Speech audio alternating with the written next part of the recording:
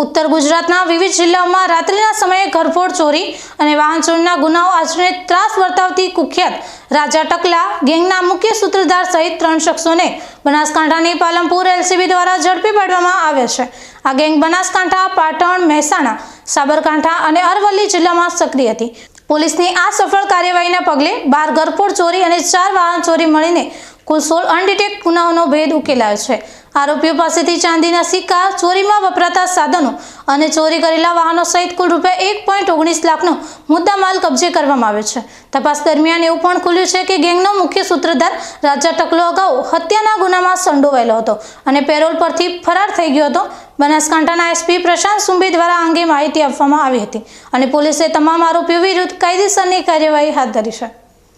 બનાસકાંઠા જિલ્લામાં બનતા પ્રોપર્ટી ઓફેન્સના જુદા જુદા જે બનાવ છે, ઘરફોડ હોય, વાહન ચોરી હોય અથવા અન્ય ચોરી હોય, તે પ્રોપર્ટી ઓફેન્સના બનાવને શોધી કાઢવા માટે એલસીબીની જુદી જુદી ટીમે કામમાં હતી અને છેલ્લા 1 મહિનાથી આ કામગીરી શરૂ હતી।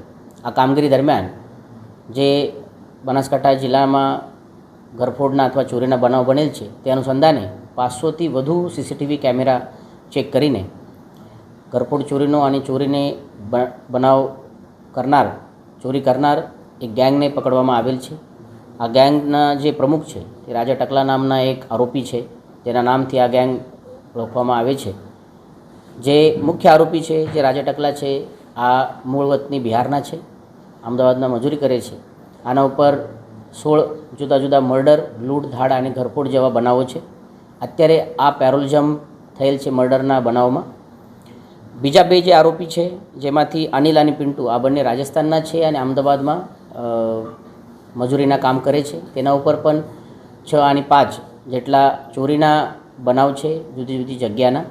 અત્યારે તેઓને પકડવા પછી જે ડિટેક્શન થયેલ છે તેમાં અલગ અલગ જગ્યા ઉપર તેઓ દ્વારા કરવામાં આવેલ 12 જેટલી ઘરફોડ અને 4 જેટલી વાહન ચોરીના બનાવ ડિટેક્ટ થવા પામેલ છે। જેમાંથી અત્યારે 2 બાઇક, 3 મોબાઈલ અને 200 ગ્રામ જેટલી ચાંદીની રિકવરી થયેલ છે। ઇન્વેસ્ટિગેશન દરમિયાન અન્ય મુદ્દામાલની પર રિકવરી થશે તે પ્રમાણે અમારી આશા છે।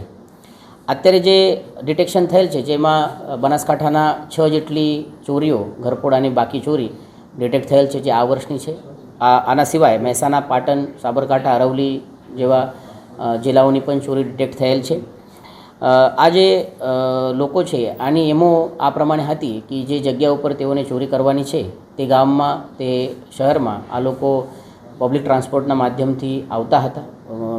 બસ હોઈ શકે છે, ઇકો હોઈ શકે છે, અને તે જગ્યા ઉપર આવ્યા પછી એક બે બાઇકની ચોરી કરતા હતા। તે બાઇક ઉપર ગામમાં નાઇટ સમય દરમિયાન ફરતા વખતે જે કોઈ કમર્શિયલ કોમ્પ્લેક્સ તેઓને મળે જેમાંથી વધુમાં વધુ કેશ મળી શકે છે, તે કમર્શિયલ કોમ્પ્લેક્સમાં દુકાનોમાં ઘરફોડ કરીને કેશની ચોરી કરતા હતા અને તેના સાથે કોઈ જ્વેલરી મળે તેની પણ ચોરી થતી હતી।